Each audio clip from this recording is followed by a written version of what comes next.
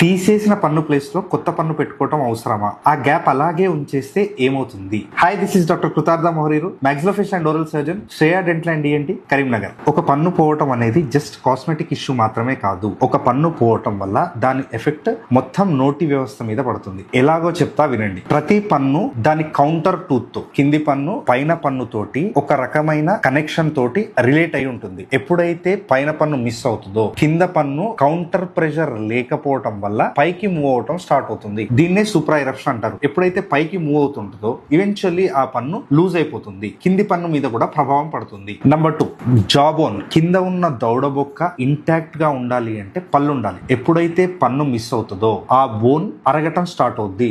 Resorption అంటారు. Proper గా తినడానికైనా తిన్నది అరగడానికైనా పర్టికులర్లీ మోలార్ టీత్ చాలా అవసరం. ఒక మోలార్ టీత్ మిస్ అయితే తెలియకుండానే న్యూట్రిషియస్ ఫుడ్, ఫైబ్రస్ ఫుడ్ తినటం తక్కువ చేస్తాం. దాని వల్ల ఓవరాల్ బాడీ మీద ఇంపాక్ట్ పడుతుంది. పన్ను పెట్టించుకోవడం కొంచెం ఖర్చుతో కూడిన పనే, కరెక్టే. But as I always say, dentistry is not expensive. Negligence is. If you want to know further details, please comment teeth.